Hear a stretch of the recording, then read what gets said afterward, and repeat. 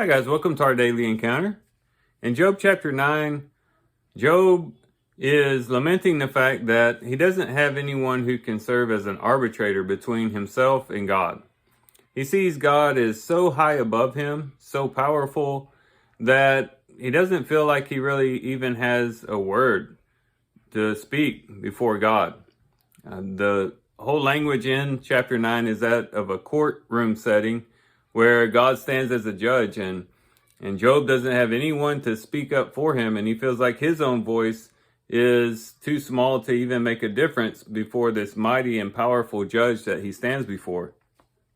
He speaks in language like this. He says in verse 2, "In truth, I know that this is so, but how can a man be in the right before God? If one wishes to dispute with him, he could not answer him once in 1,000 times. Wise in heart and mighty in strength, who has defied him without harm?" And so he's recognizing the fact that God's wisdom, his strength is so high above him. Now, who can ever utter a word against God? In verse 14, he says, "How then can I answer him and choose my words before him? For though I were right, I could not answer. I would have to implore the mercy of my judge. If I called and he answered me, I could not believe that he was listening to my voice." And so he's saying, he's lamenting the fact that he doesn't feel like he has a voice before God, that somehow because God is so powerful, so wisdom, and so great, that he might as well not even place an argument against God. He doesn't feel like it's going to do any good. And on one level, he's kind of right in the sense that God is so high above us and powerful and mighty. He is the creator of all things. He is sovereign. He all power and glory and honor goes to him. And, he is the one who is in charge. And he is the one who is all wise and all knowing and all powerful and eternal. And, as we think about it from our standpoint, that can sometimes feel overwhelming. To think that this is the one whom we have to do with. This is the one that we come before.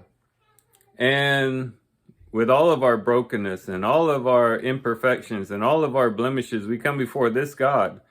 And it can be a bit overwhelming as we consider, how in the world could we ever bring a case before him? And if God wants to do us harm, and if it just so happens that we do have tragedy and difficulty in our lives, maybe we feel like, what would that matter to God because he is so high and mighty and above us? But fortunately, there's another aspect of God that Job is not considering here. It is true, if you're just focusing on God in a very legal way, in a very positional way, as far as his position within the universe and within all creation, there's a sense in which we would not have a voice before him because of his great power and the fact that he is all wise and all knowing, and we could really not give him any information that he wouldn't already know. But there's another aspect of God, and that is that God is love, and that he does love us very much.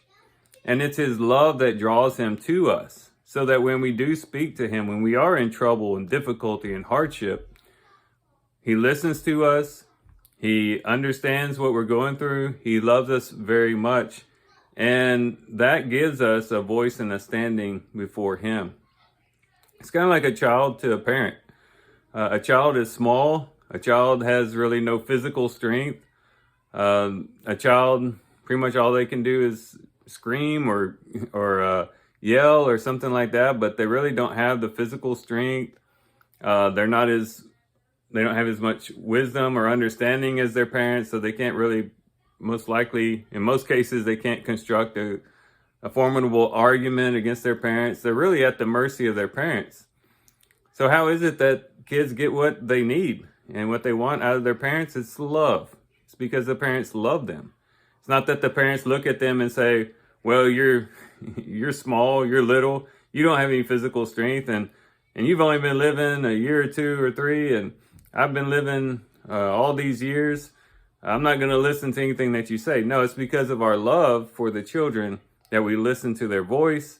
And when it's for their good, we listen to what they say and meet their needs. And God is the same way. His love draws him to us. And when we ask him of things and when we bring our lives before him, if it fits within his will and fits within the perfect or is in harmony with what is best for ourselves or best for in the big picture, in the big scheme of things, he does listen to us and he does answer our prayers. But at the same time, we got to recognize that he is all wise and all knowing, and that sometimes we ask for the wrong things, not knowing it. But nonetheless, he still loves us. And so that gives us a voice before God. So as we do our reading today, we should be thankful that we have a God who's loving. We could focus on these things that Job is speaking about in Job chapter 9 and make that or allow that to make us appreciate all the more the fact that God is loving and he is kind and he is caring towards his creation. So these are some things to think about today, guys. I do thank you for watching the video today. Hope you guys have a great day. Love you guys. God bless.